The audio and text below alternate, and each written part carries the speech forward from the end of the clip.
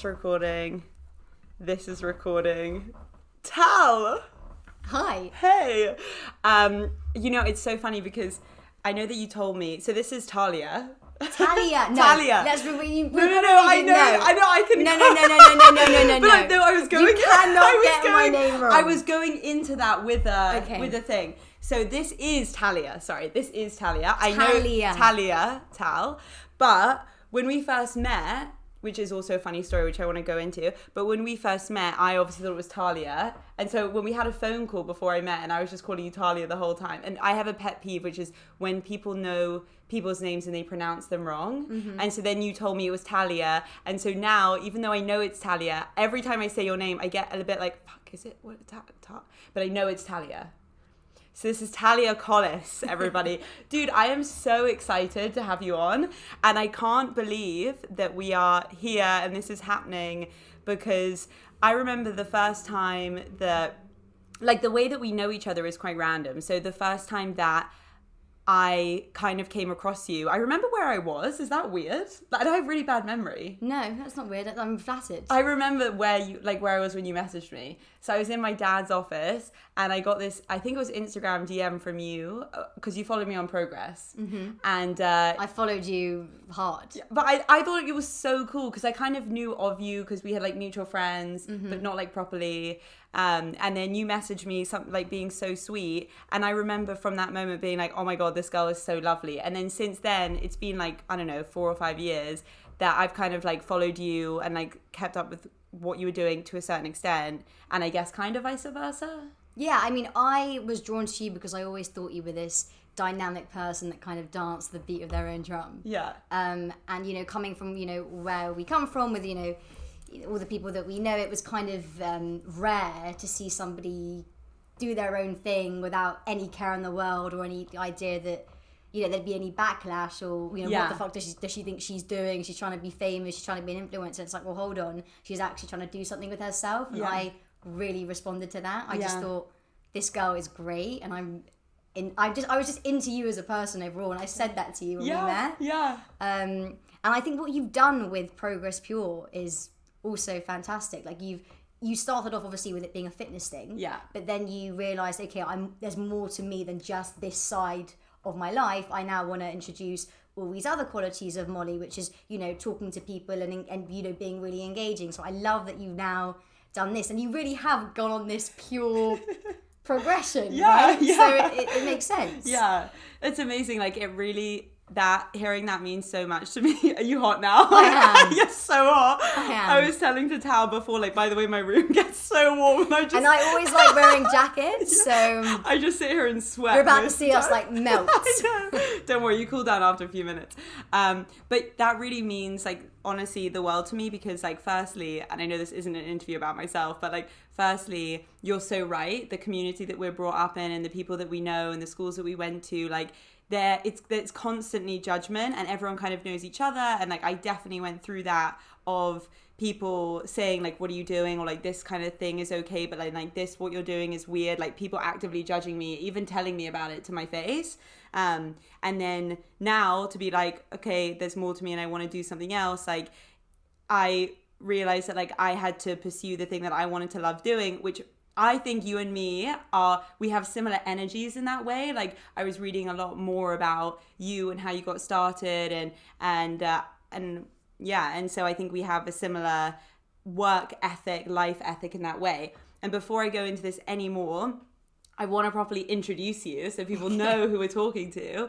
So Talia is like my girl crush. Like, I think you are one of the coolest people I've ever met. Like, I thought you were so cool when I actually first met you, like 2 or 3 weeks ago, with Grace, obviously. And I thought you just had such a lovely energy and you were so communicative and you carried yourself so well and so kind and just great to talk to. But then on top of that, I knew you did something creative. I knew you worked for Vogue. I knew that you went to Parsons. Well, I kind of knew you were in New York or, doing the creative thing.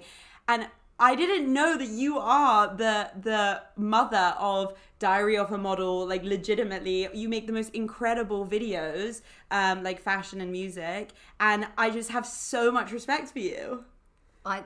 beautiful intro. That is very nice of you. Round of applause for Tal. No, that's really sweet. I moved. Yeah, Diary of a Model is my labour of love. I literally feel like I gave birth to that. Yeah. Like with all the labour pains, everything like that has been a challenge, but it's also been a blessing, and it's kind of opened so many doors, for other opportunities with other brands and other people. But it's definitely something that I've also grown with. Yeah. So I really like, and I'm really happy to hear that you'd also like it. I remember you were telling me that you enjoyed watching it. Like literally I spent at the beginning of Corona, I like binge watched all of those videos. Like Wow. I remember sitting late up at night watching all of them. Seriously. That melts my heart. Seriously. And then I remember like being like, Molly, okay, stop. Like this is the last one. This is the last one. This is the last one. And then getting to like 3 a.m. and I was like, oh my God. Like I find them so addictive. You see, yes, like if you can't see me, like I'm a very I use my hands a lot, and to that, like that's what I want with Diary of a Model. The idea was to kind of create this fan base where you knew what you were coming to, and you knew that you were going to get this solid, cool, authentic content of these women. Yeah. So that it's music to my ears to hear that you just binge watched it and you enjoyed it. But also when we met, I felt the same way about you.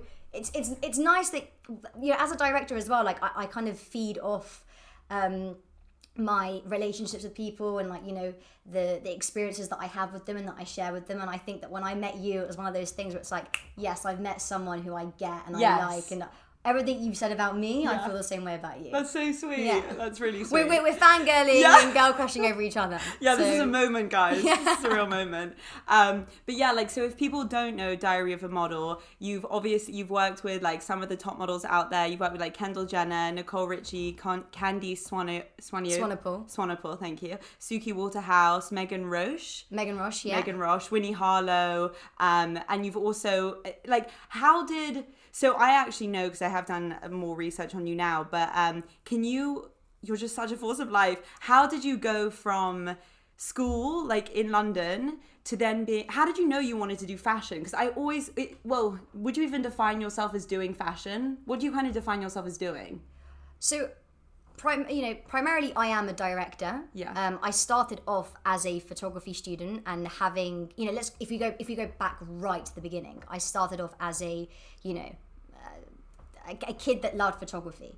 And I remember when I was 14, my dad bought me my first camera, and I was shooting people at school that I found to be attractive or pretty, and I was creating all these stories, and I was when I look back on it now, it was almost like creative direction. And I would go location scout all over North London, because obviously I couldn't go anywhere else. Yeah. And I'd find these churches or these parks, and I would take girls or guys that like I said, I thought were cute or were pretty, whatever, and I'd shoot them there, or I'd shoot like a boyfriend at the time, or like a best friend, and that was my way of exploring my my photo journey, or my love for photo. So I always knew that that's what I wanted to do. I always knew that the creative field and creating images, creating was my thing. And then I also had this infatuation with New York, and I remember always telling my grandma, who I actually call Mimi, who will probably be watching this or listening. Shout out, Mimi. I remember saying to her, I really want to live in New York. Like, I just feel that there's something about New York that I like. Yeah. But I kind of put it at the back of my head, didn't explore it, obviously at 15. And then you start looking into universities and whatnot, and I moved from JFS to Brampton, and I remember the opportunity presented itself where Parsons, or the School of Visual Arts, SVA, was available to us, and I kind of just thought, okay, this is it. This is the opportunity to kind of migrate from London to the city of my dreams, which was New York. And that was scary, because at the time I was 17, and going to my dad and saying I want to go to New York, I thought it was going to be like a flat, absolutely not. Yeah. Like you're living in La La Land. Like how can we? It's expensive. Yeah. So where was I going with this? where was I going with this? Wanting to live in New York, it being expensive, pursuing your... Yeah, and then I remember my dad saying, no, let's do it. Like, let's figure out a way of making this happen. So I applied for Parsons. I did the Parsons challenge, and at the time it was, explore something that is overlooked within your daily environment. And for me, I felt that it was Orthodox or Hasidic Jews in the secular world. Fascinating. So, and that's another part of me as well. Like, I'm very fascinated. I love Judaism, and I love, stories about Judaism, and, like Fiddler on the Roof, one of my favorite films.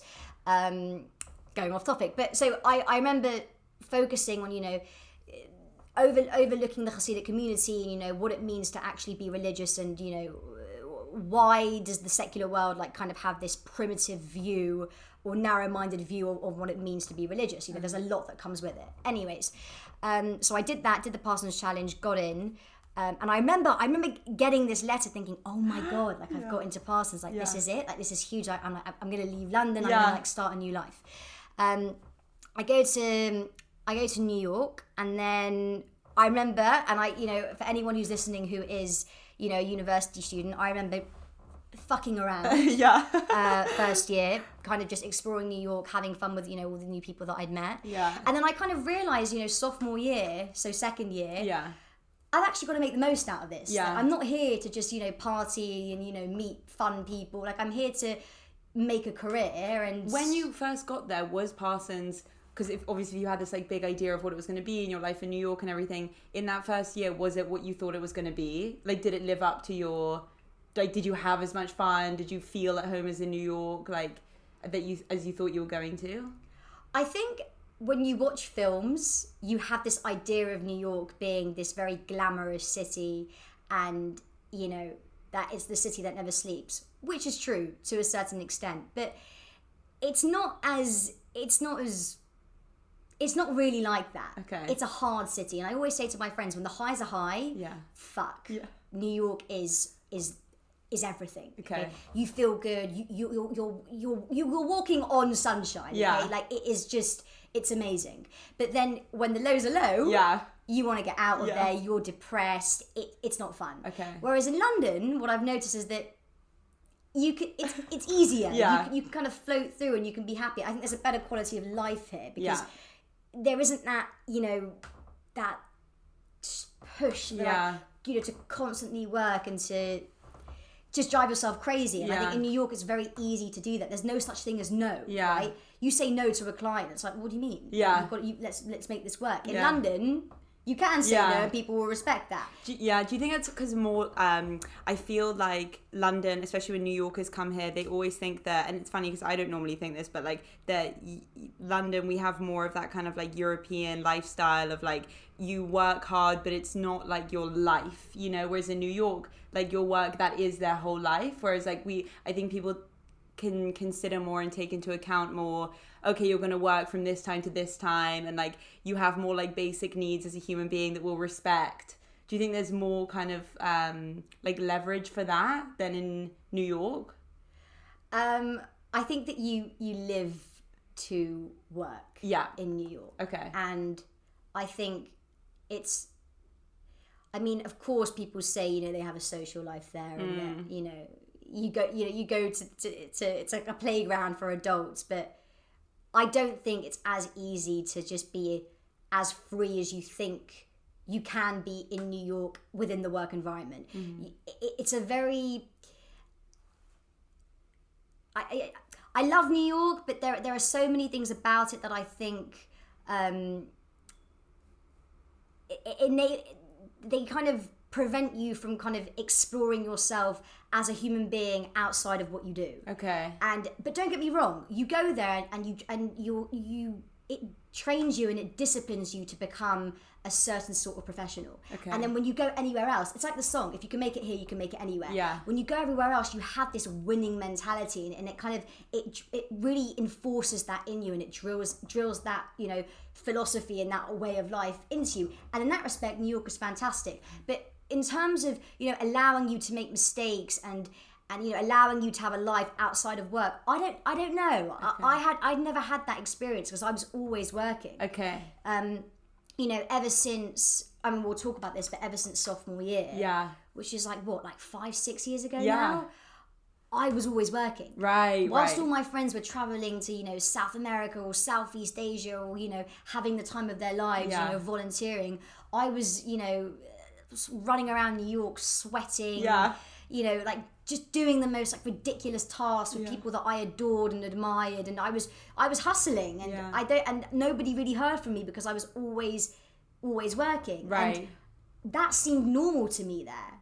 And when I look back, it's like, well, there's more to life than just the grind. Yeah. Yeah. But look, I'm so happy with my journey. Yeah. And where it's taken me, and it's made me the person that I am today. But there is more to life than just killing yourself at work. And I don't think New York lets you believe that. Okay. That is what I would say. That's really interesting. Okay, so you're in sophomore year. Mm-hmm. You were partying. You were having a great time. Wait, so you had that realization in sophomore year that this is not what you came here to do? Yeah, I realized that my dad has managed to send me out here. I've got to make the most of it. Mm-hmm. And at the time I was dating Yanis, who, shout out Yanis, love you to bits. And his mum happened to own a studio in Paris called Pin Up Studios, and I went to go visit him in December, and for like a month, and for the 3 weeks that I was there as well, I decided to go intern for her at Pin Up Studios. Amazing. And I say this to everybody that asks. I realised that shit was happening every single day, and this is Paris, okay? So, if it's this busy and it's this exciting here, could you imagine how busy and exciting it is in New York? Yeah. And I'm thinking, what am I doing?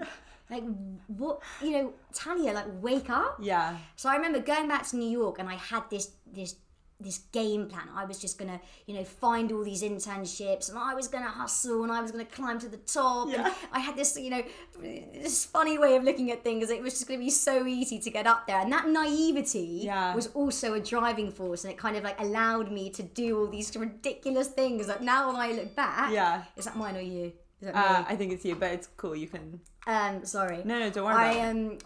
I remember. What was I saying now? I remember.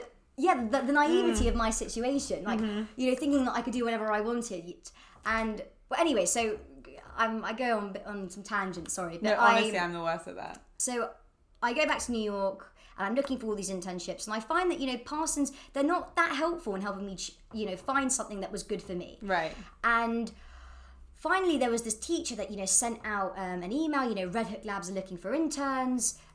You could be a production intern, you could be a gallery intern, or you could be a studio intern. And I had just done a studio internship at Pin Up Studios in Paris. Okay. So I thought, okay, done this, experienced it, all right. Yeah. What about production?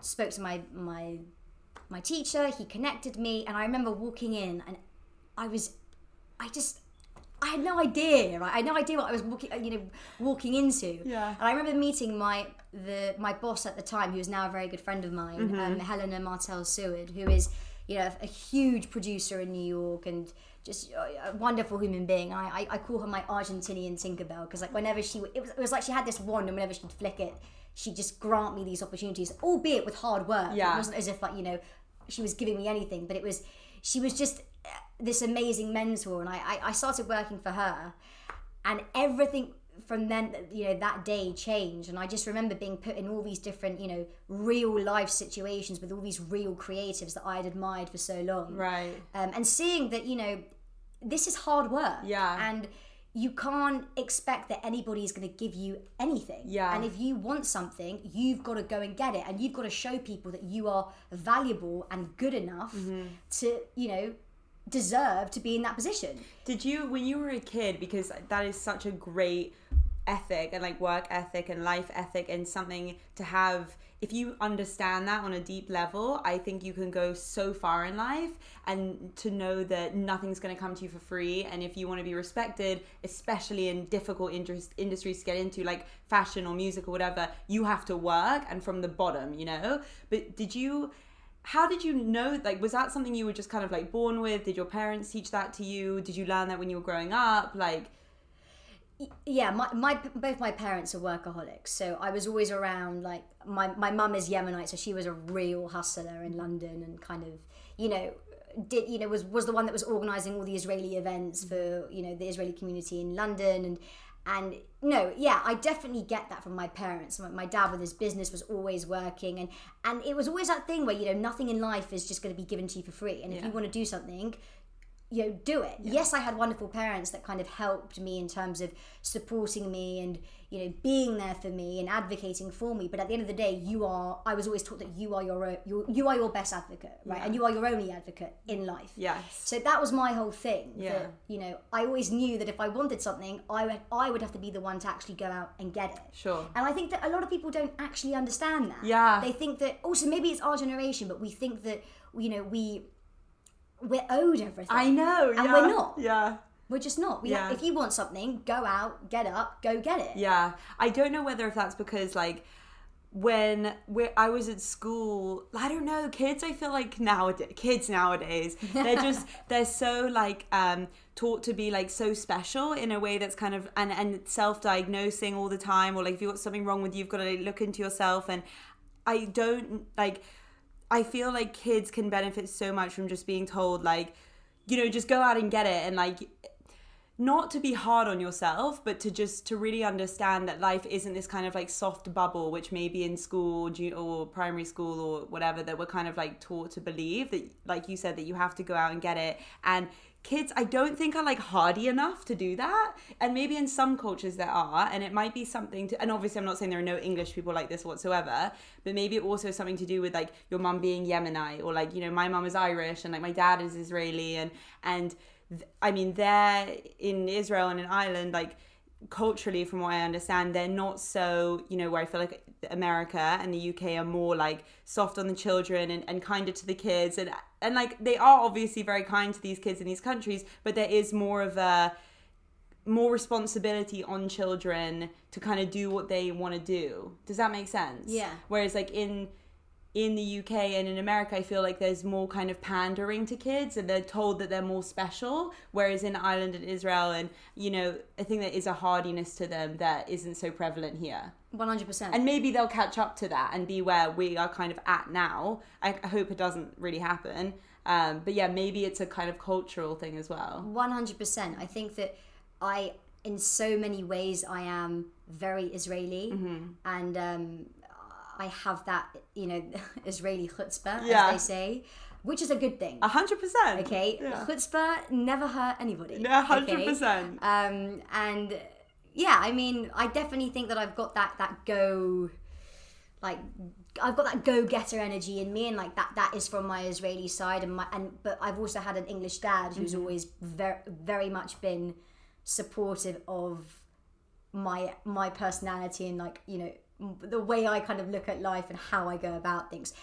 Whereas I could imagine there are some parents that probably want their kids to tone down and kind of, fit in, and not, how do I say this? Like, you don't want your kid to be too out there. I think as a kid I maybe was, because I always just did what I wanted, and I didn't really care about what other people thought. But my parents kind of let me do my thing. So you had that kind of naivete, chutzpah when you got to New York, and so you said that you did the initial internship with the one in Paris, and then you applied for the production one in New York? Yeah, so okay. I applied for the production internship with Red Hook Labs, met Helena, and I say Helena because obviously the English way, but it's actually Helena. Okay. And met her, and she just started giving, telling me, come on set, call time's 5 a.m. and I'd have to go all the way to Red Hook. Now, I just add, Red Hook is in the middle of nowhere, in Brooklyn, okay? You have to take maybe 3 trains from where I'm at, and then, like, a 20-minute bus ride. So it was tough, okay? Yeah. It was tough for somebody that just, had just moved to New York and didn't even know Brooklyn. I was living in the West Village, which is, fucking arty-farty. Yeah.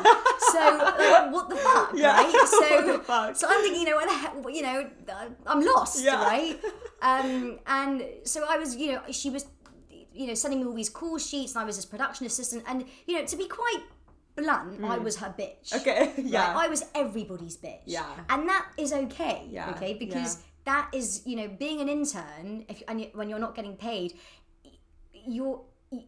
and this is something that I actually wanted to explain, further on. It's it was such a blessing because when you're an intern with good people, you're entitled to make mistakes in a way where you're not really allowed to do so when you actually land a job, because you're working for free, but you're gaining this experience from these people that hopefully you admire, and they're coming from a place where they know that you don't know much, and that is okay. That perspective, that I don't know how to say what I'm saying, but it was one of those things where I felt very comfortable exploring my new journey as a photographer or a production assistant, and as not at the time not a director, but I was able to make mistakes, actually learn, and really give my all, because I knew that with all this hard work that I was doing, it was okay if I fucked up in certain areas because I wasn't getting paid. Yeah. And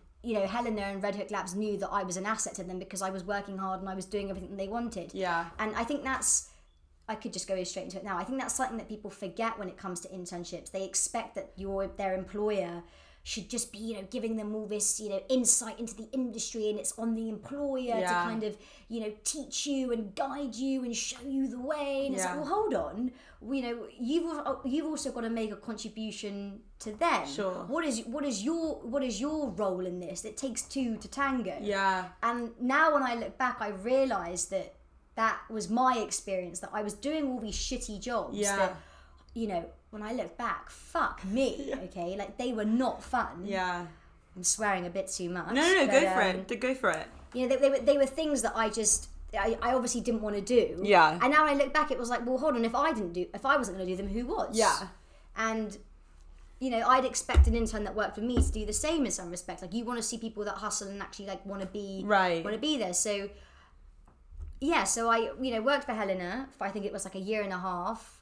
Obviously we stayed in touch, we were really good friends, and she introduced me to loads of people, and she kind of connected me with Vogue at the time, and there were occasions where I would be a production assistant for Vogue, and they'd call me up and say, oh, are you available? And I'd like miss a class and I'd go. And then from there which was amazing, Helena got this email saying, oh, Stephen Klein is looking for interns. Now, for those of you who don't know, Stephen Klein is like one of the masters of photography. Yeah. And, his 2005 issue of Angelina Jolie and Brad Pitt for W Mag was everything to me. Wow. So you knew who he was? Yeah. Okay. Like, Stephen Klein was my idol. Like, I loved him. I still do. Yeah. And I remember she said, oh yeah, Stephen's looking for interns, would you be interested? And I applied, and it took quite a while when I finally got through the door. And that was hard. What was the application process like? Is it more like a word of mouth thing? Did you have to did you submit your kind of portfolio on projects that you'd worked on? So I didn't submit any pictures or a portfolio per se, but obviously I sent in a CV and like who I'd worked for, and it's so funny now that I don't really do this anymore, so I've almost like forgotten. I think like a cover letter. Okay. Is that what you? That's what a it cover is? letter. Yeah. I don't remember the last time I did that. Okay, like seriously. Yeah. Which is actually amazing. It's so good because it shows that how far you've come, and that your name is now like recognized within those kinds of things, and people want you on their projects. Well, thanks. Yeah, no, it's true. Like that's a real milestone. Yeah, I mean, I literally, when people say, oh, like can you look at my CV or my cover letter, I'm like, what? Yeah, right. I'm like, I know. We get that at Walk Up, like my brother's company, when people like write in to say, hey, can I like work for you guys and stuff, and they send the CV, and I'm like, oh, this is my job now. Like, I get to go through it and like approve or disapprove. And I'm just like, how weird. So like, okay, cool, whatever. I don't care. Yeah. I'm just like, are you a nice person? Yeah. All I care about, are they a good person? Are they honest? Do they answer questions in like a human being way? And do they just like have respect and mostly listen? Yeah. Is what I really look for. But yeah, it's crazy. It's so weird to think. And, so with Stephen, I remember, sending in this cover letter to his studio manager at the time, Mark Lucasavage. Yeah. Hey, Mark, if you're watching. And I was so keen. I was like, please, like, I want to work for Stephen. Yeah. And he was like, okay, you can come in. And I got the internship. And it was so funny because he was obviously so stressed when he interviewed me. And he was like, okay, like, come you can start straight away, like, you know, let's get started. And Stephen was tough. Oh, really? Like, Stephen, you know, it wasn't glamorous, but, you know, when you were in the studio, but when you were on set with I remember being on set with, like, the likes of Katy Perry for her W Mag cover, or Northwest and Kim Kardashian for the interview cover where she's Kim is acting as Jackie Kennedy. And, like, you know, those experiences, like seeing these huge celebrities who, to be honest, like, I didn't really care about. Yeah. I cared about, it was more that it was interesting to see somebody like Stephen, how he adapted in that situation and how he was able to be a creative with this pressure of not only is it like Kim Kardashian, but it's also all her people, and like it's also Interview Mag, and like the whole world was going to see it, and there was going to be backlash. And so it was always, that was what, you know, what I got off on. You know, that I was watching something that was being made that was obviously controversial, because everything that Stephen did was controversial and it was out there. And I was seeing the behind the scenes of it, and that was a fantastic experience. And did you ever, because like it's so key, you know, if you're going to be around people like that, you could never have one of those moments where you're like, oh my god, you like, obviously you can't be like fangirl, you have to be super professional and stuff. Never. Did you ever have a moment where you worked with somebody really famous where you felt like, oh my god, like a bit intimidated by like their... No. You know, that's amazing. Okay, so here's the funny thing. The only time I've ever been a little bit, what's the word, like starstruck? Was at the Met Gala when I saw Marc Jacobs. Wow. Which is so lame. Okay? I love that. It's like, you know, you're seeing like Bradley Cooper, who's, you know, a god walking past you. No, not batting an eye, like didn't care. And then I see Marc Jacobs and I'm like, oh my god, that is Marc Jacobs. Is that because you just have so much respect? Yeah. Marc Jacobs is everything. Like he's half the, you know, he changed the course of Louis Vuitton, and like, no, Marc Jacobs is amazing. Okay. Like, he is a real visionary and a real artist, and I love everything that he's ever done. Okay. I just remember thinking, this is somebody that has changed the course of fashion history. Yeah. And I just admired that. Yeah. And I didn't really care about.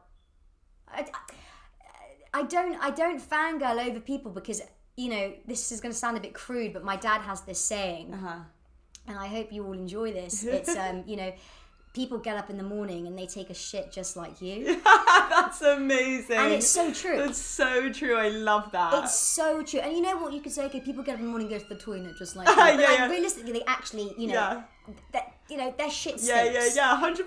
So it's, you know, I don't care. I kind of see these people as people and human beings, and, you know, they're talented and they're cool, but so am I, so are you. So are like half my friends. So, or all my friends. So that's, never fangirled over anyone. Apart from him, Jacobs. So cool though. Like, I feel like that's, you know, what a true artist.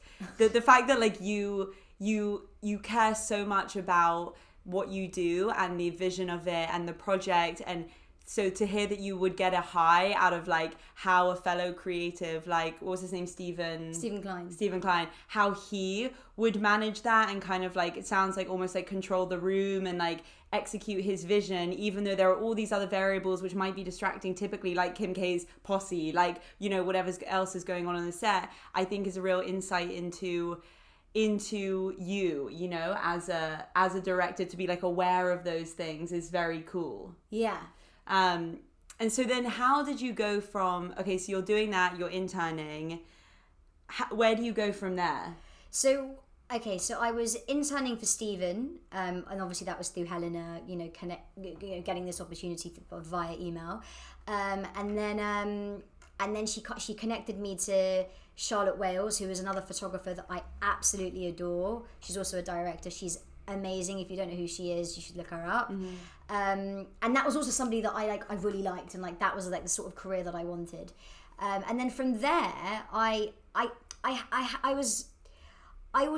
interned for Natalie Hazou, who was the casting director for Celine. And you know, that was another way of me understanding how production worked, because obviously now I was dealing with models and people, and you know what makes a face work for a brand, and you know, how do you find these faces, where do you get these ideas? And it was also a way in for me to kind of be in touch with agencies for my own shoots, modelling agencies. So I was always given these opportunities by Helena, who was my mentor, to kind of grow. And, you know, I could have been somebody that would have said, no, I don't want to do that. It's not for me. And, you know, had a bit of, you know, my nose up. But no, like I wanted to see every single, you know, part of the industry. And that did mean casting, that did mean production, that did mean studio, that meant gallery, that means everything. Yeah. You've got to get a taste of it all. So, you know, from casting with Natalie Hazout for, you know, Celine, and, you know, I think she did something for Vogue's Talia that I helped her with, working for Charlotte Wales, and, you know, being in her studio and kind of seeing how she worked was, Stephen Klein as well, and then, but I was still with Vogue. I was still always in the back of my head. I was, or, you know, in the background, they were always reaching out to me and asking if I was free. That's so cool. Like, how did they kind of got to know you because you were around and you worked hard and you showed your face at these places. And so when was like the first time they reached out, or was it like you reached out to them? No. So they reached out to me because they were doing some fashion. It was New York Fashion Week. I think this was a junior year. So third year, and they reached out to me saying they'd got my information from Helena, Martel Seward. You know, would you be interested in production assisting for us on these big shoots at Spring Studios? Was that a big deal? Oh my god! Like, I to remember get that? screenshotting. Yeah, Be like, oh my god! And I'm sending it to my dad at the time. Like, Vogue is calling. Like, you just dropped in how you were like in and out working with Vogue, and I'm like, wait, that's a huge fucking deal. Like, yeah, no, it was. Yeah. It was. Yeah, it's Vogue. Yeah. Like, it was so exciting when you see the masthead and the signature. Or like, oh my god, it was amazing. And I remember getting that and being so excited. And I knew that was my opportunity. Like, you've really got to impress them. You've really got to hustle, and like you've got to just go for it. And anything they want, do it. And that's what I did. And I really was their bitch that day. Yeah. And like, they obviously, and they liked that. They responded to, you know, me working hard and running around like a complete lunatic. Yeah. And they kept calling me back. And then, so from working like a dog for, you know, sophomore year and junior year non-stop, and you know, my schoolwork did suffer. And my teachers did not like it. Really? No, not at all. Really? I would have thought they would have been like so supportive of you like actually going out there and doing that. No, but that's like a whole other thing. Okay. That's, you know, like, no.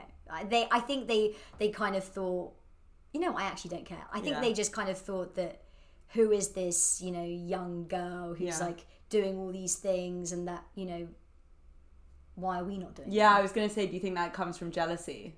I don't know if it was jealousy, but I definitely think they were bitter. Yeah. And, you know, screw them. Yeah, fuck it. I needed to make the most out of my time there. And I always knew in the back of my head this was their own issue. It wasn't to do with me. Yeah. But look, my school life suffered, my social life suffered. Yeah. And I never went home to London, never visited. I was always working. And then I kind of decided, you know, senior year, okay, I've got to come out of school with something. Like, I've got to come out with a portfolio. And I kind of dedicated my whole thesis year to, you know, to shooting and, you know, creating my own work. And this is where kind of my life changed, because I had a film class. I had this wonderful film teacher at the time, was this Israeli man, and he recommended that I watch The Graduate, and that film changed my life. Yeah. Because I was seeing this, you know, the relationship between, you know, a kid, Ben, who was coming of age with this older woman, Mrs. Robinson, and like sex and desire and, you know, lust, but also like confusion, and you know, that's kind of how I felt, you know, growing up, which sounds quite funny, but there was something about, you know, as a woman responding to, you know, sexual imagery and that I kind of liked, and so my whole thesis was a project on, you know, the book was called Her, and it was about, you know, these women who were the predominant characters in my images that were kind of were being desired by these men who were these characters that were kind of, you know, attending to their needs and what they wanted. Okay. I mean, it sounds, when I say it, it sounds a bit it sounds a bit weird, but if you looked at the book, it was very tasteful. Do you mean like attending to their needs? Do you mean like their sexual needs? Not sexual needs, just more like, you know, she was the priority, in that it was this sort of antiquated idea of a man kind of lusting over a woman and like going for her. Again, I haven't even thought about this in so long because it's been years now, but I did my whole thesis based on like the relationships between men and women, but like because I always felt that women were, you know, I didn't feel like they had like enough of a spotlight in imagery and in, you know, and in films. I always felt like it was dictated by like a male gaze. Yeah. Like that's what it was. I wanted to give like the female gaze of, you know, feeling powerful, but also like owning your womanhood, with men, whatever. It's really interesting because I think that you're right. Like in a lot of like Hollywood movies, especially, when was Casablanca shot? Maybe in like I want to say, I don't know. Neither do I. But like 50s maybe. Yeah, the 50s potentially. Sorry. I have no clue. We'll go with the 50s. But like I'll look it up. Yeah. Let's look it up. But in all of, like, not all of them, of course, but in a lot of these films, it is always kind of like 1942. Hey, that was pretty good. Yeah, that was pretty good. The male storyline, it is always dictated by them, and it's not necessarily a bad thing, but it is rare, especially thinking of the movies kind of like from that time, but it's rare that you have like a powerful woman, especially in terms of like owning her sexuality. It's always like the woman kind of adhering to like, or like, you know, like falling like so hopelessly in love with the men, and you don't see a lot of that kind of like female sexual dominance. Yeah, you don't. And that's what my project basically kind of was. Right. And I was getting that from, you know, all the photographers like Charlotte Wells and you know, Stephen Klein that I was working for, because they were doing those things, but I wanted to do it in my way. Yeah. So I created my thesis, I created this book, and that, I left school. Sorry, let me go back. I created these, you know, these huge tableaus, and these images looked like film sets. And I remember people would always say to me, look, Talia, these are such, you know, extravagant sets. You should be a director. Like, right. This suits you more. And I remember thinking to myself at the time, no, like, you know, I don't really want to do that. I want to be a photographer. Even though my dad had said to me when I first moved to New York, if you're going to be going to New York and you're going to be doing photo, you've got to be doing video as well. Wow. My dad had always drilled that into me. Is he a creative guy, your dad? Yeah, you could say that he is a creative guy. Okay. Like he sings on the side. He has the project called Shabbat morning service prayers. Yeah. I think I've told you about this. Where he's taken the whole Shabbat morning service, and he's like all the prayers, and he's like turned them into tunes so people can actually sing to them and enjoy them. Yeah. Which, you know, I'll send it over to you. Yes. I actually need to get involved with one of those. Yeah. And so I remember he was saying to me, look, you've got to do video. And I always liked video. I always liked film. And I always liked this. It was so much easier, in my opinion, to tell a story through moving image than it was with a photo. And so, and that kind of just happened really naturally with my own work, with the photos that I was taking. Everything was there was so much production behind it. And obviously, where did I get that from? When I interned for Helena. Right. Had I not known how to produce something, I wouldn't have been able to make this book. Yeah. So I did all of that, and then I remember going to Vogue, like for my interview, my real interview with the supervising producer at the time, and I showed her my book, and she was like, "Yeah, like you seem like you know what you're doing. Like, wow, at these shoots. Yeah. Come join." Awesome. And this job was offered to me the day I graduated. Oh yes, I think I read this somewhere on your Instagram or something. That is so amazing. What an incredible day for you. Yeah. And look, without sounding too, you know, overconfident. No, sound overconfident. I love it. It was a really amazing feeling to be in that graduate hall, if that's what you call it. Yeah. Knowing that all the people that were kind of all over the years telling me, oh, you're not at school, and you know, you think you're a photographer, you're kind of like, you know, always wondering why the fuck are you never here, sort of thing. Always making me feel like I was this sellout because I wanted to work commercially. Yeah. I was the one that actually had not a future, but I had a plan. Yeah. There was all that hard work. Yeah. got me somewhere, Yeah. and that was American Vogue. Yeah. And I remember walking into that room with my dad behind me and my mum as well, thinking, you know, yeah. Was this into the graduate hall? Yeah. Okay. I remember thinking, like, I'm not worried, I'm not scared. And, like, as an artist, it's scary out there. Yeah. And I remember, like, looking at all my fellow peers thinking, why are you guys not interning? Yeah. There is more to life than just being at an art school and having critiques with your teachers. Yeah. You've got to be doing other things. You've got to be productive. Yeah. And nobody was doing that. And I was always the one that people took the piss out of. Yeah. I didn't care because I knew that I was doing the right thing. And that feeling was really like solidified when I walked into that hall, knowing that everyone was freaking out and I wasn't. Yeah. And I remember starting with Vogue, like I think it was 2 weeks later. And yeah, life really changed there as well. But that's the thing. I think, you know, those people who genuinely have a passion and a love for something, those are the people that stand out, and like the ones that, you know, put in all the extra hours, or like you interning as well as doing your degree. Like, it separates the people who are just there because they say that they want to be there and do that, and the people who are like, I will put like blood, sweat and tears on the line, and I'll lose sleep and I won't eat for a few days, or like whatever it is, in order to do what I love doing. And you will get ahead of the pack because of that, regardless of whether you're like, oh, I need to get to X, or I want to become a director, so I'm going to do this. I think it's even less of a thought out thing. It's just like an inherent thing within yourself where you're like, I'm going to do this because I want to spend more time learning and being dedicated on the job and being around those people who inspire you. And so it's kind of like a natural thing that you need to be there and you want to do that. And I also think what an incredible thing, like, to have that vote of confidence by getting that job at Vogue when you're just kind of not starting out, because obviously you've been doing it for a few years, but when you're like real professional full-time career starting out, what a vote of confidence to like just propel you from the get-go. That must have really been so validating. Yeah, and what made it more special was that I got to share it with my dad and my mum at the time, and my friends as well, being, you know, my good friends, Nora and Courtney, kind of like, well done, like, she smashed it. And I remember thinking, amazing, like, all that hard work, those blood, sweat and tears was worth it. Yeah. So yeah, for sure, I agree. And how did, Diary of a Model. Okay. Tell me, how did that, you're at Vogue, you've been there X amount of time, how does that even come about?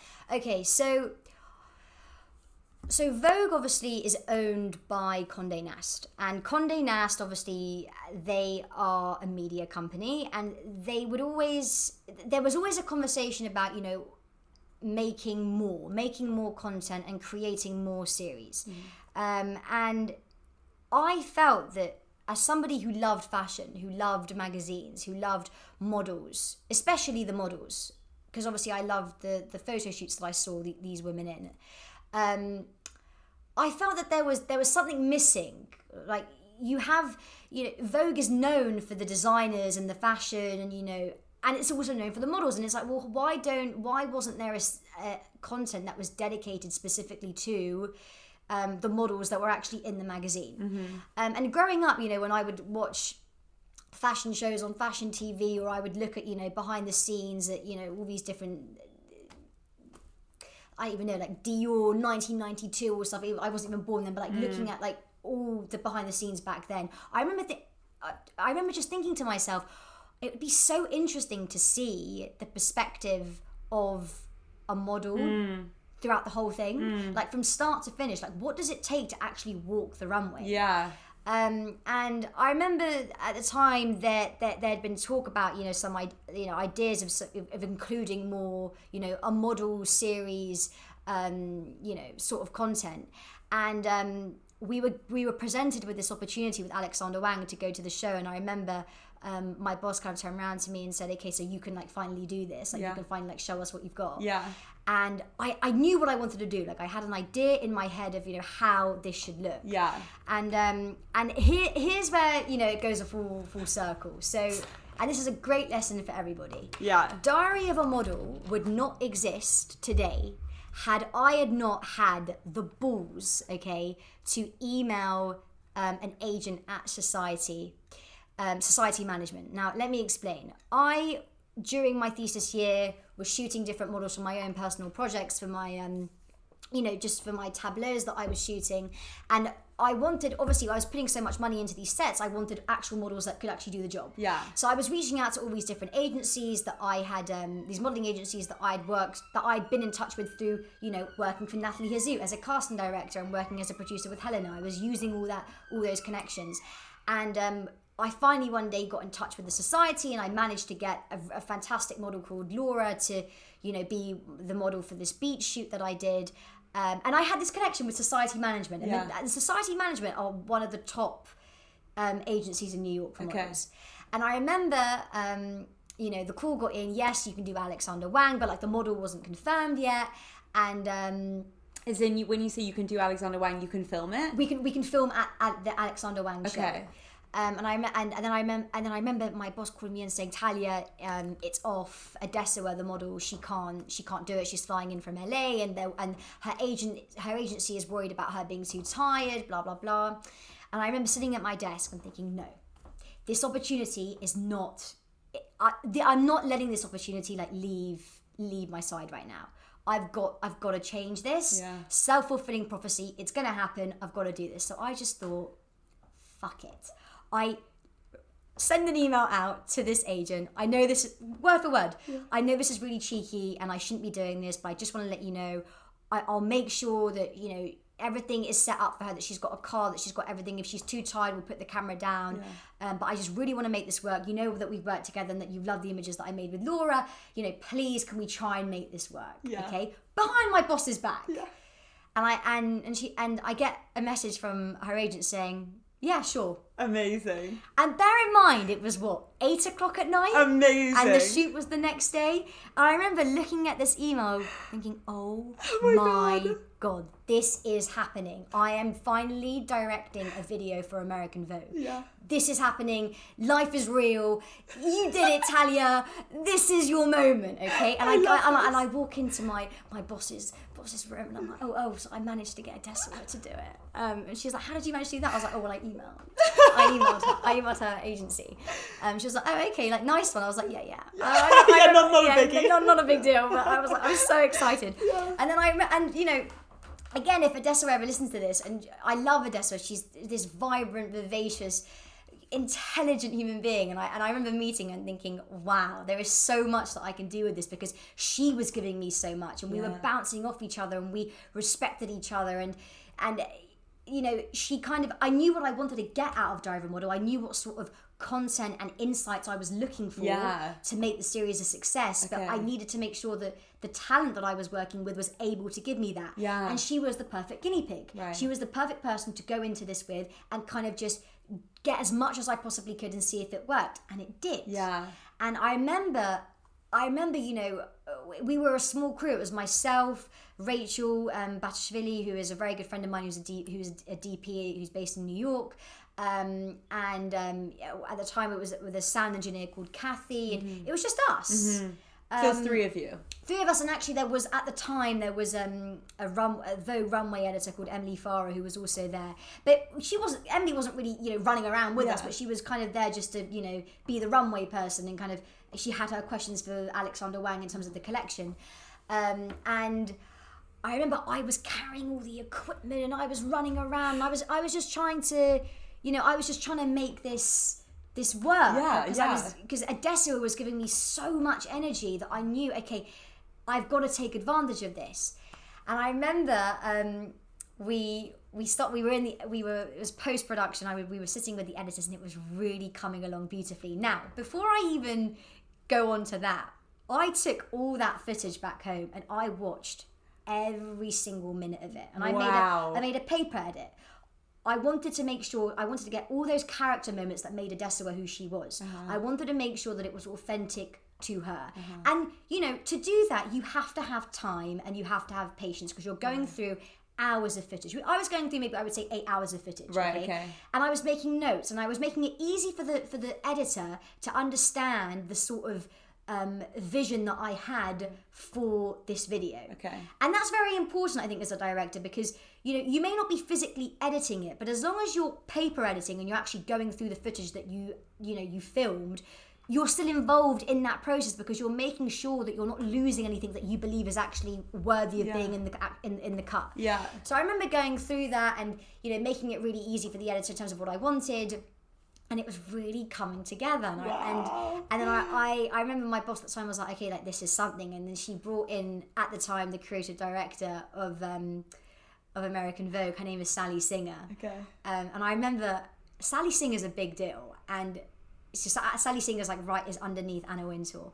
And it was always really difficult to impress Sally. Yeah. And I remember Sally sitting there and she's kind of like, she's with her hair and she's watching it. And I was like, fuck, she doesn't like it, she doesn't like it, she doesn't like it.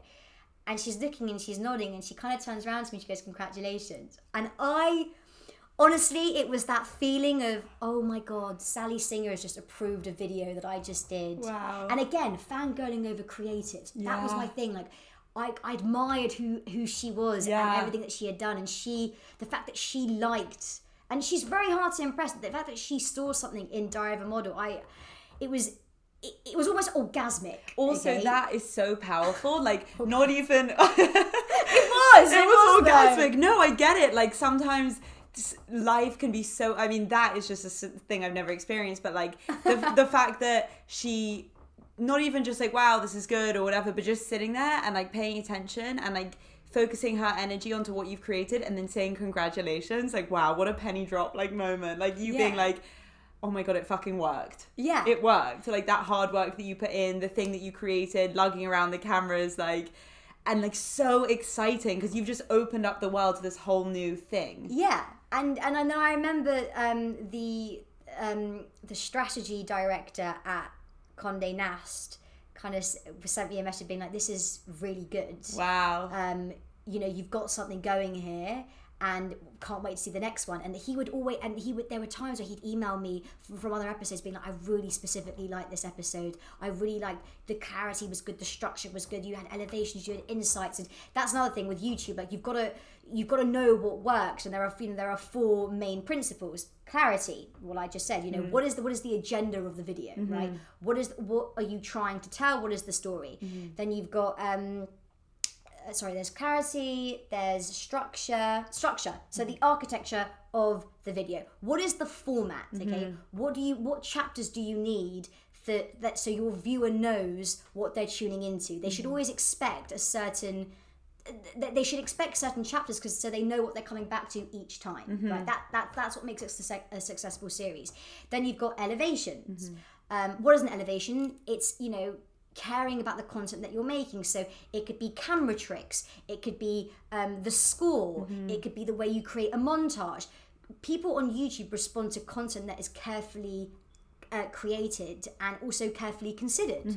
And then the last one is insights. What about this episode is different to something else? You've got a specific celebrity here. What are they doing for you that is an insight and that is different to every other video that lives of them on the internet? And all those 4 elements are what create a very successful YouTube video. And I remember, obviously because I was a producer at Vogue, I was always told these things. And I knew that in order to make Diary of a Model successful, those 4 elements had to be very strong and very considered throughout the whole thing. So Adesua, you know, thanks to her, with her energy, she gave me something to work with. And then, you know, from then on out, we just kept doing more episodes. And I think now we're on our 18th episode. Wow. I mean, there's so much I could say about Diary of a Model and like what it means to me as a director. And I think, you know, if you don't mind, like, I think the main thing with Diary of a Model is that, and me as a director, it's not for me to dictate these women's stories. They are human beings and they have their own narrative and their own path and their own journey. And where I come in is allowing them to tell their story in a way that fits their lens and also fits the Vogue lens. And it's that you have to find, I have to find that balance of, you know, what is okay and what isn't and what sits well with them. Yeah. With, of course, still pushing for insights. Yeah. And, you know, interesting stories and, you know, things that will actually captivate our audience. But it's also respecting that this is a human being. Yeah. And that I'm not there to exploit you. Yeah. I'm your friend in this. Yeah. I know that this is a big deal that you're on camera all day and people are getting to know you for you. Yeah. I'm not here to make you look like a dick. Sure. I'm here to make you feel that you have shared your story with these 8 million subscribers that Vogue have. Yeah. On YouTube alone. Yeah. Not to mention the 25 million that they have on Instagram, right? I'm here to make sure that, you know, you feel comfortable in sharing this amazing story that you have about your life and how you got to this position. Yeah. Without making you feel shitty about yourself. Yeah. And creating something cool and fun and energetic. Which you do so well. Like, I'm so happy that you made these videos, because like you were saying before these videos, and they are a big deal. Like I think it is like a monumental thing that Vogue has done and that you've created in the sense that it gives us access to who these people are. And like you said, like, they're human beings. Like, when I see a model, honestly, before I watched Diary of a Model, I was kind of like, yeah, they're models, but like, whatever. Like, it's just, you know, they're just people who wear these clothes, and I don't know many models like personally, so I don't have that kind of connection or insight into their world. And watching these videos, I was like, dude, these people are so fucking nice and cool and down to earth, and they have their own story and where they came from and their background. And it just made me have so much more respect for these people. And what they do. Yeah, massive respect. I really just have so much respect for you doing that and connecting people to understanding that world more. One thing I was really interested in is the questions that you have for them. I mean, some of them I think are more like standard ones of them talking about how they got into it and stuff, but like ones, for example, about with Kendall Jenner and the Calvin Klein in bed with. How do you come up with those questions? Because some of the questions are like, and I wonder if it's related to you talking about that book, Her, and like that sexual or like powerful kind of portrayal of women. But some of them are like, what's your biggest turn on? What's your biggest turn off? How do you come up with those questions, and do you have to get them approved? Okay, so with Calvin Klein, it's kind of different because it's a commercial thing, and like that comes with a totally different budget and, you know, different legal restrictions and so on. So, you know, when you think of Calvin Klein, you think of underwear. Yeah. Right. So they obviously came to you know, to myself and the producer Dana Carney with, you know, an idea of, you know, we want to do something and it has to be Calvin Klein related. So obviously in bed with, you know, talent you know, because obviously they have this huge roster, in bed with Kendall Jenner in her Calvin Klein underwears, having an interview was something that fit their aesthetic, their look. And in terms of the questions, you know, we would come up with them, and myself and Dana, the producer, obviously with a lot of it being, you know, heavily being the questions when they were asked, it required a lot of tact on my end to make sure that they were asked in a way that was respectful and wasn't exploitative. Yeah, sure. And so, and you know, those questions of course have to get approved. Yeah. And I actually remember with the Kendall Jenner, with the Kendall Jenner episode, because with Diary of a Model, I'm used to just asking questions and like saying whatever I want. Yeah. I kind of went off script for a second, and I remember that her manager kind of like stepped forward, but she went with it. Okay. And she was cool, because I think she realised that I wasn't there to catch her out. Yeah. It was just, I wanted to just get a little bit more out of her for the video. Yeah. So yes, when it comes to big talent like, you know, a Kendall Jenner, you have to have your questions approved, and you know, when you research about the talent, I also find that you have to really think about who they are as people and what they would respect you asking. So, you know, they are being interviewed non-stop. You want to ask them questions that they're going to have fun with too. So, you know, what turns you on, what makes you feel most sexy, that's a very Calvin Klein styled question. Yeah. So it worked for them, if that makes sense. It does make sense. Yeah. And, you know, I'm so actually happy to have the opportunity to ask you this, because the one thing in all of those videos, like I love those videos, I find them so interesting. I find it so interesting when they take you somewhere to go eat, because most of the time they take you to like a pizza joint, like a burger place, or they always make a point of showing that they eat these foods. Is that something that they do because they want to show people, listen, I'm a model and I'm normal too? Or do you think these people are genuinely just taking people to places that they go and eat at all the time? Okay, so happy you asked.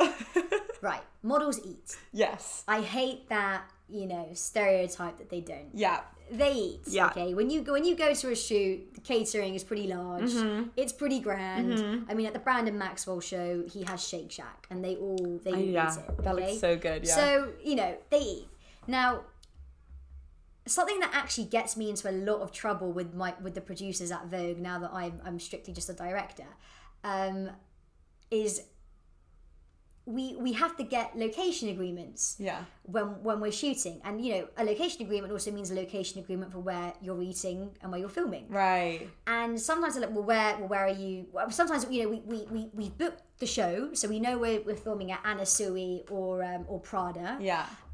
We've booked the show, we've got that access sorted, but we don't have the model yet because casting hasn't been finalised on the designer's end, which means that we don't have a restaurant booked yet. Right. Now, why don't we have a restaurant booked? I always get asked. Yeah. Well, I'm not going to dictate where my talent is going to eat. Yeah. That's not respectful. Yeah. I'm telling her, okay, you're going to have this food before you walk the runway. No. So I always say to the agents, look, where does she or he want to eat? What is their favourite food? Where would they like to go? And that gets me into trouble. Really? And it also, want to add, makes my life a lot more difficult because it's last minute, and then there I am in New York at 7:00 calling absolutely everybody, can we please come to your restaurant and can we film here? It's with this model, you're going to get, credit on Vogue, 25 million followers, blah, blah, blah. Yeah. It's a lot, and that's stress that I don't actually need. Yeah. I could be focusing on other things, but it's that respect for that person that I want to make sure that you're, when we're filming you for 8 hours tomorrow, I want to make sure that you're in a good place and that you feel that I have respected you and your wishes as to where you want to eat, where you want to go, and how you want to go about your day. Yeah. And I think that's really important. And these women, they respond to that. Yeah. Because they see that I'm not treating them like a baby. Yeah. I'm not treating them like how probably most people do. Yeah. So they do eat. Yeah.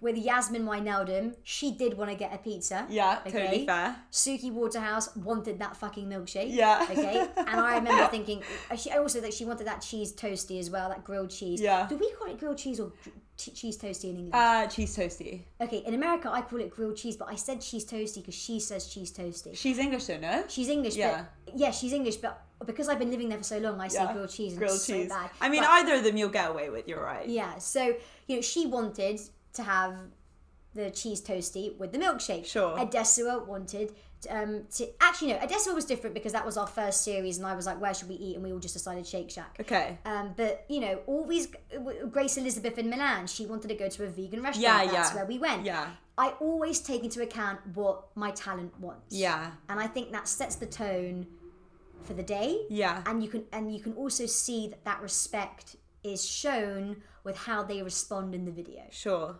And doing all of these videos, I think you've definitely given these models an amazing platform where other people can understand them on a whole different level. What do you think you've learned since doing Diary of a Model, like in terms of like personal growth and learning things about people and how that's potentially made you grow, whether that's as a director or as a human being? Can you think of anything in particular that you think has made you become like a better person from doing these videos? For sure. Everybody's different. Mm-hmm. And, with something like YouTube where, you need structure, you need clarity, you need elevation, you need insight, sometimes that gets stressful as a director. And it can be very easy to kind of expect every talent that you work with to just know to turn it on for the camera. Right. And sometimes that's not who they are. Yeah. Sometimes they're more timid. Yeah. And they are more, introverted and they can't give you that. Yeah. And as a director, I have to adapt to what suits them. Yeah. And I have to still create the same quality of content at the same, high level with a person that may not be able to give me as much as the last person did. Mm-hmm. And being able to do that and being able to kind of adapt to those different personalities is a skill. Yeah. And it's allowed me to also do that in my personal life because, people have their limitations and everybody's different. And yes, of course, models do a very similar job to each other and, they go through similar hardships, but they're different people. Yeah. You and I were different. We're similar, Yeah. but we're different. You would respond to something in, your way, and I'd respond to it in mine. Yeah. And it goes the same for your talent. So what I've learned is just to kind of always go with the flow and always respect where somebody is willing to go with you and, where they're willing to take things. And I always say to the models that I work with, if you do not want to answer this question, so actually before we start the shoot, I say, look, I'm your friend in this. Yeah. I'm not here to exploit you.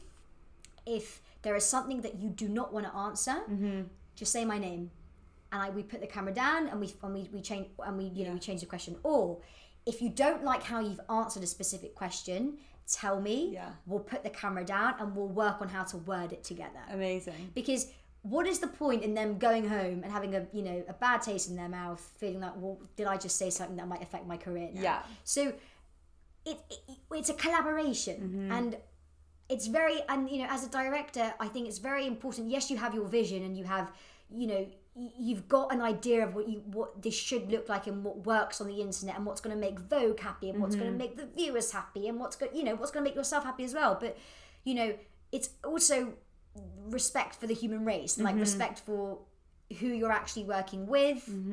What are they willing to give you, and let's create something that we're both happy with. Yeah. So that's how I go about it. I think that's an amazing way to look at that, because what you just said of this is a collaboration, like I'm here to help, like I'm here to work with you just as much as you're here to work with me, on the level of we are just the human race, like, and without sounding too deep, like that is all we are at the end of the day. And I think as individual people, if we're not here to help each other out, whether that be in life, in business, and in work, then what are you doing? Like it's just going to be putting negative energy out there. Whereas like if you can do something in harmony with someone, create something that you both love and appreciate, and then also have that bond and respect for each other, then only good can come of that. 100%. Yeah. And also when you respect somebody and they respect you, you get a lot more out of it. Yeah. And I'm somebody that really feeds off the energies of people, and like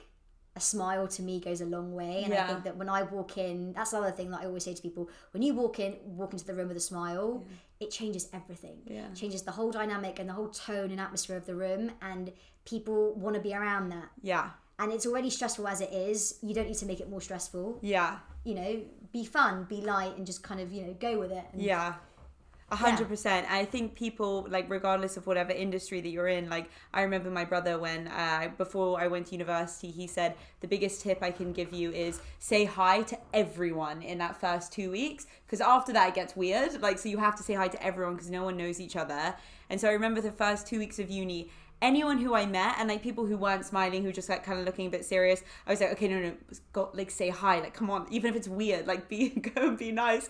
So I'd be like smiling, people be like, hey, and then as soon as you do that, 99% of the time people respond, hey, what's up? And those people are like searching for that positive connection as well, which we so often forget. Yeah. And it's funny because then when I speak to my friends about it, people say like, oh, it's intimidating, like people don't really want to talk to you. I hate that. But people do. Like, I hate that word, intimidating. Oh, really? Yeah, when someone says I'm intimidating, I'm like, why? Wait, if someone describes themselves as intimidating? Or like if they about say like, you, or if they're like that, like it's so intimidating, it's like I hate that. Yeah. I've had guys before. Oh, don't get me started. Yeah, go on. I've had guys before where I go out and they go, oh God, you're quite intimidating. Oh. And I'm just like, kills what the me. fuck? Yeah. You know? Yeah. Someone said that to me the other night. I'm like, what do you say to that? Because I honestly think those people are afraid that you know who you are so much to a certain level that they don't know how to deal with it. Especially as a woman. It sucks. Yeah. I really don't like it. And all my friends are like, you should be flattered. No, I'm not flattered that a guy I fancy finds me intimidating. Yeah. No. Like, but I think it's a sign that they are not right. No, I mean, it depends how they say it. True. Very true. Very true. Okay, and another, I also very interested in this. If there's, by the way, I love your shoes. Thank you. If you've ever worked, have you ever been in a situation where you've worked with someone and for some reason at the end of the day you just weren't happy with what you captured or the content, and you know, as a creative person, that must be really difficult because you're like, well, I have a job to do, but also if this work doesn't reflect that model well or you well, how do you deal with that if you've ever been in that situation? Definitely been in that position. I think every director probably has been. And that's where, you know, my control freak comes to play. If I feel like a shoot didn't go well, I'm extra careful in the paper edit, and when I go through like, you know, the hours of footage that we shoot, and I'm very specific with the editor as to how we should shape this, and, you know, what sort of music we should put in to kind of perfectly depict the vibe. And, you know, I'm very involved with curating the whole thing and putting it together to kind of at least get it to a place where I think is right. And what's funny is that I don't want to jinx, I've never had any episode have a bad review in terms of, well, she was really boring, or like that didn't really work. But because I obviously know this goes back to how everybody's different. You know, you may have somebody like, actually, I'm not going to use names, but you could have a model who's really energetic and really, really fun, and I'm like, wow, this episode was amazing. There was so much energy behind it. And then we shoot another model who's a little bit more low key, and I'm thinking, is this going to be boring? Are people going to respond to this? Oh no, there aren't as many insights. There aren't as many elevations. Like I know, and I freak out a bit. But then that's human beings. People are different. And you know, I can't expect each talent to have the same sort of you know, way of thinking and way of being. So yes, there are times where I'm thinking, did I do a good job here? But when I feel like I'm not doing a good job, I try to read the room and I see, well, what would they respond to in terms of what sort of questions can I ask them that will, you know, make them shine. So, and also that comes with, you know, doing research before. You know, I work very closely with Elise Browchuk, who's actually a very good friend of mine, who's on the runway team, and she is very involved in Diary of a Model, and she kind of does a lot of research as well. And we kind of really think about these questions as to, you know, who are these women, and, you know, how can we, as I said before, how can we get them to really be, you know, the spotlight of this video, and you know, how can we get the most out of them in the most productive way?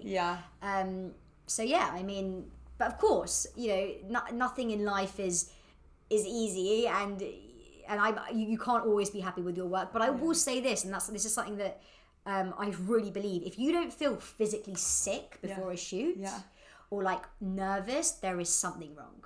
Wow. I don't care how confident you are. If you don't feel like you've got something to lose, there's something wrong. You've always got to feel like you're trying to get more out of yourself, and you're trying to push yourself further. And it's just, if I'm not nervous before I'm shooting something, it's weird. It's never happened to me. Is that because like the stakes are so high and you care so much about what you're doing that, you know, you're about to perform in a way? Yeah. Like you've got to try and achieve that. 100%. I care about what I'm doing. I care about the viewers of Diary of a Model, if we're talking about Diary of a Model. Yeah. I care about my client. I care about my reputation as a you know, director. Yeah. I care way too much, and sometimes that's not good. Sometimes I just need to, like, you know, let it go. But let it be. Let it be. Let it be. Just side note, I've had like a, you know, an epiphany with that song, Let It Be. Like, I now understand what the Beatles were saying. Okay. Yeah. Let it be. Let it Love be. will be the answer. Let it be. Yes. I love that you just said that. But yeah, for real, just let it be. Yeah. So, and I could be a bit better with that. But and I you know, I'm a human. I'm growing. 100%. But yeah, I mean, there have definitely been times where I've just thought, I could have done a better job. But you know, we live and we learn. Yeah. And so anybody listening, have you got any advice? I mean, you've given out so much amazing, inspirational advice, but like, do you have any one thing to leave somebody with who wants to do what you do or get into what you're doing in that industry, or for people who don't necessarily want to get into it, but like one thing you could say to people to give them like any kind of advice? I probably have more than one. Okay. The first thing is this: always walk into a room with a smile on your face, no matter what the situation is. Most people don't want to be there. They're nervous. They're not ready. And if you walk in with good energy, people respond to that and they want to be around you, and you're a good force of nature and good things happen. That'd be my first thing. Yeah. My second thing is, when you intern and don't think that you're getting something from your employer. Okay, you've got to go in thinking, how can I make a meaningful contribution to this company? What can I do to benefit and kind of adapt and help create and innovate within this new environment that I'm in? Don't think about what you can take, think about what you can bring. Because again, people respond to that. People respond to good energy, and people respond to people that want to make a difference. And also, don't think that people owe you anything. Don't think that you have to, when you go intern for somebody, they owe you an education. No, what you owe yourself is to learn and to kind of advocate for yourself and to do things your way and to benefit from this incredible opportunity that is being presented to you.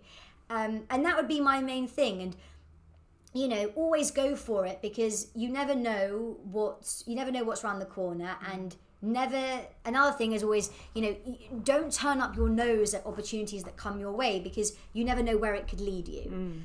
And